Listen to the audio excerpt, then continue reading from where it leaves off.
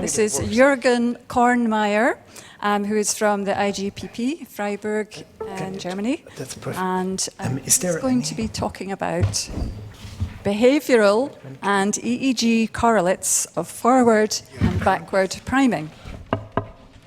Okay, so hello everyone. Thanks to the organizers for having me here. Today I want to tell you about behavioral and EEG correlates of forward and backward priming. And in order to explain, most of you may know these effects, but for those who don't know, I want to explain what forward priming is. You typically start with a fixation target, then you present a prime. In this case, it's a word. Then there is a gap, and then there is a target. In this case, that's a picture of a scenery. And participants have to press a key in order to decide whether they perceive the picture as positive or negative.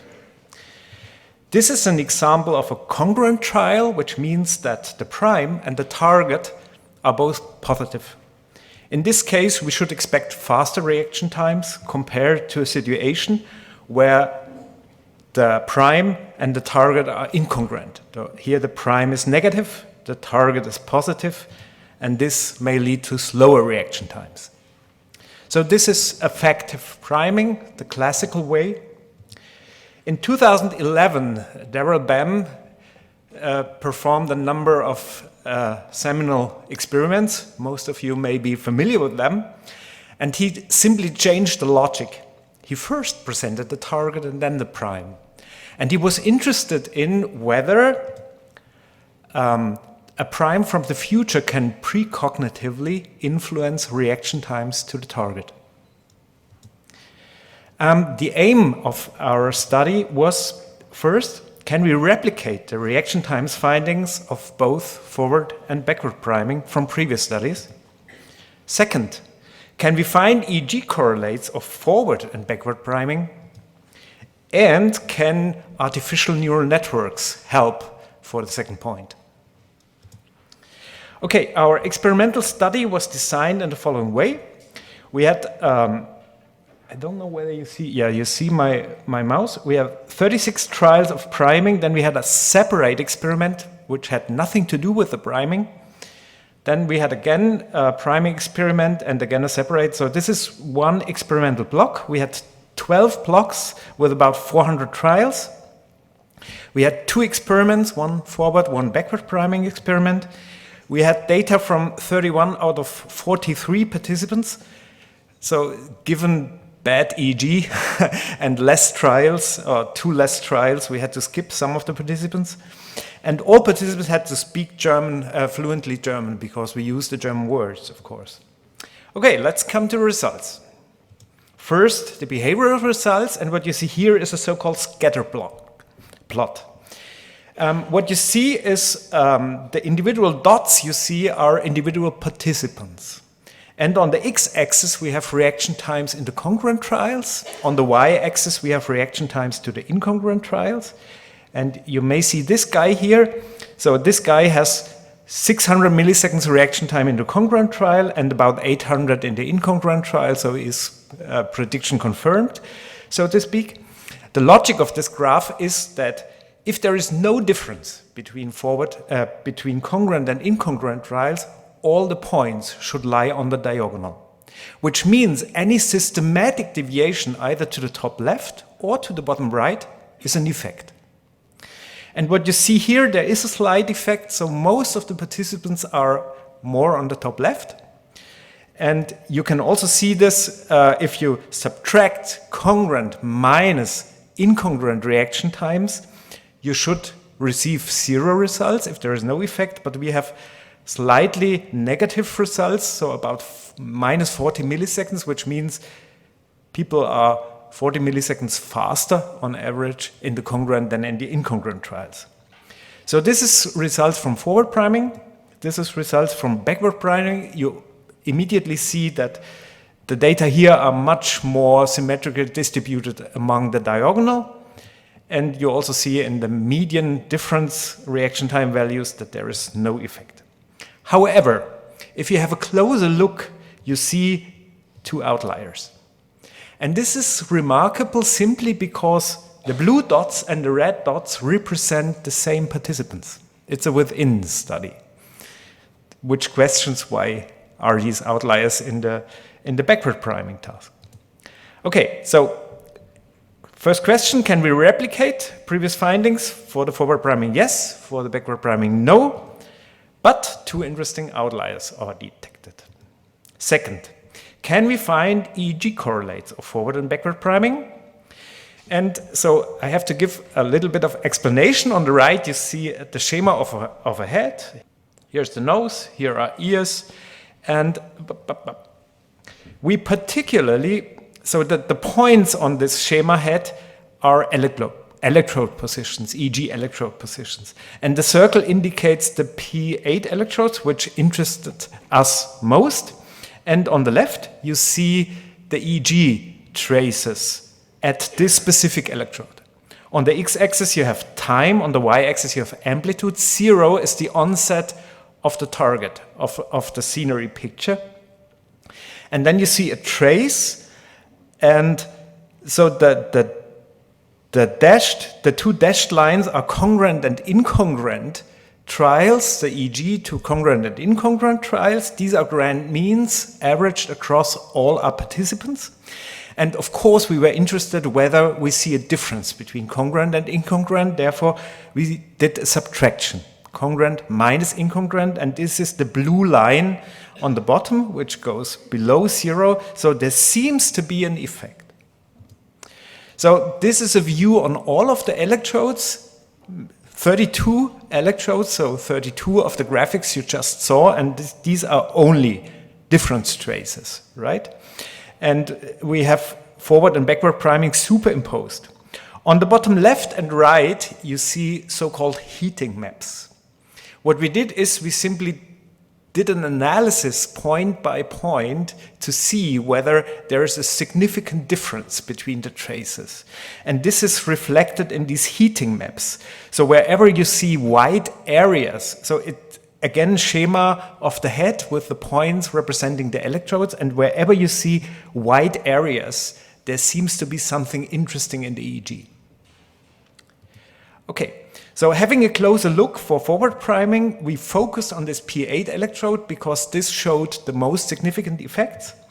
And you see here again the difference trace and below a running t-test. So in the difference trace, the blue line, the trace is composed of individual measured data points. We had a sampling rate of 1000 hertz, which means per millisecond a data point. And each data point is now in this graph the average across all our participants. So, which means we can do statistics for each data point, a t-test for each data point. And the p-values of all these t-tests are reflected in the graph below. These are the p-values, and the black deflections indicate deviations from 0.05, so smaller p-values. So you see we have a considerable time period where the signal stays significant for the forward priming. And we then took the time window where the signal stayed significant and simply averaged the amplitudes in order to get one value. And this one value for each participant can be seen on the right. Each point, again, is one participant. 0 means no difference between the two conditions, and any systematic deviation below 0 is an effect, and you see most of the participants are below. The brown square and the error bars represents the mean and the standard error. And you see we have a nice effect, but you also see that there is a considerable variability between participants. And this is a typical pattern. For those who are familiar with EEG, you may be also familiar with this pattern. So the people differ very much in respect to EEG measurements. Okay, so let's look at the same electrode, but in the backward priming condition. And we already see from the heating map that there shouldn't be very much. And this is confirmed by the detailed picture here. However, the heating map tells us that in the backward priming task, we may see something on another electrode. Let's look at this other electrode. the CP5 electrode, and on the left you see forward priming in blue and again backward priming in red, and you see some positive deflections below the t-test, the running t-test, and it's a little bit different. So the time windows are smaller of the significance, and the significance itself is weaker, which will be presented also later on. But what is interesting, that the electrode reflects activity of the supramarginal gyrus, which is involved in semantic and word processing. Of course, they also had to process words in our experiment. So we had two interesting time windows, which we looked closer in. First window, second window, and if we apply the same method, so averaging across significant points, you see that the effect somehow disappears, which is an indication that it may be an alpha error. So in the first time window, it's more symmetric around 0, and the second time window less symmetric, but still not significant. However, again, we see two interesting outliers, which are only present in the backward priming condition, but not in the forward priming condition. To mention it already now, these were different guys than those in the psychophysical data. Okay, so can we find EEG correlates of forward and backward priming? Forward priming, temporarily sustained differential effect at the right parietal electrode with high and prolonged statistical significance. Backward priming, only short periods of spurious and weaker significance. You can see here we have the same scale for the p-values. You see that it's weaker in the backward priming task, but again, two outliers. Okay, so now we applied artificial neural networks. They are vividly debated these days, and they are known to be more sensitive than human observers and also classical statistics. And the basic idea is to take all the EEG traces, all the data points, put them into a network. And the idea is you train first the network. We trained it. We trained for each individual participant a separate network. And we did this by separating our data set into training data and testing data. And for the training data, of course, we knew what is an incongruent trial, what is a congruent trial. This is the true label. And then we looked what the network found out, and then we trained it in order to get better and better and better. So the basic idea is to take 80% of the EEG data for each participant to train the network and evaluate it with 20%. And then we calculate a measure which is called accuracy. And this measure is composed like this. So let's take one trial, and then we know the true label, and we look what the network finds out. In this case, they differ. In the second case, they agree. In the third case, they differ again. Then we have an accuracy of 1/3, right? Okay, so and these are the findings of our network procedure. And on the x-axis, you have forward priming accuracy. On the y-axis, backward priming accuracy. And 50% is chance level. So the interesting time window, the interesting value windows are to the right of the vertical dashed line and on top of the horizontal dashed line. And you see the network finds nothing interesting. Okay, so discussion. Classical forward priming. Behavior, we have a replication of reaction time effects, e.g. significant ERP differences between congruent and incongruent trials at the right parietal electrodes. But be aware of the multiple testing problem. What do I mean by this? You have to keep in mind we had two experiments, 32 electrodes and 1,000 data points, which means we did 64,000 t-tests. Of course, this is severe multiple testing, and we can only regard these results as hypothesis testing or hypothesis generating results. I will come to this later. Backward priming, no significant effects, but two interesting outliers. E.g., spurious significance during very short time intervals, probably alpha errors. But again, two interesting outliers, and again, the multiple testing problem. no effects in the artificial neural networks. Discussion. So the EEG results may serve for hypothesis generation for future applications. In a future application, we can simply say we take this electrode and this time window as a spatio-temporal region of interest and specifically look at this. This can circumvent the multiple testing problem. This may help to deal, as I said, behavioral results in the backward priming. We had the replication of the replication problem. All of you know what I mean by this. And we may re-invite the 4 interesting participants. And again, the EEG results may serve for hypothesis generation in future replications. Outlook. Okay. Happily, we successfully applied, so my colleague Marc Wittmann, Mareike Wilson, and me, we successfully applied for a BIAL project. And we plan to combine the self-reference effect introduced by Glyn Humphreys with the BEM paradigm. What is the self-reference effect? Glyn Humphreys did a lot of interesting studies, for example, priming studies, where he simply replaced an unspecific picture with the picture of the participant he tested. So in this case, I would be the participant. I see my own face, but it's enough to see your own name.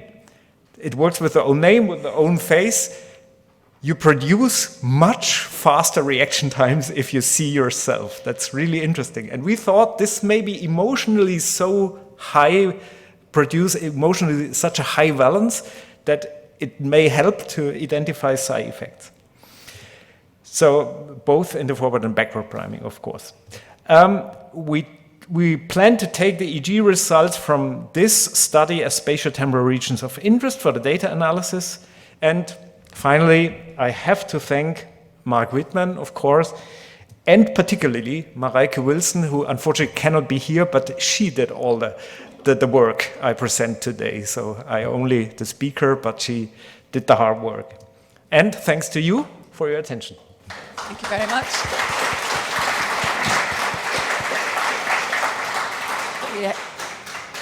We have about 10 minutes for questions, if you'd like to take questions. Of course. We'll start with Adrian. Yeah, this may seem a bit naive to ask this, but instead of spending all the time doing artificial neural networks, why didn't you do the old method, which simply invite the 2 outliers back and do a new and redo the experiment with them? Oh, of course, we plan to do this.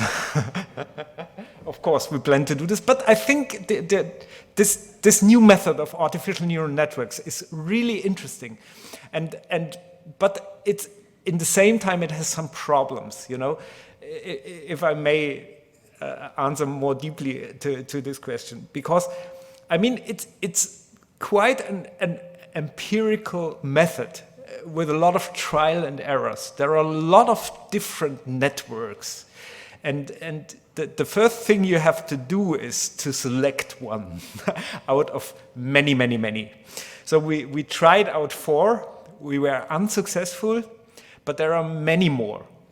So and there is unfortunately no specific guideline which one is the best.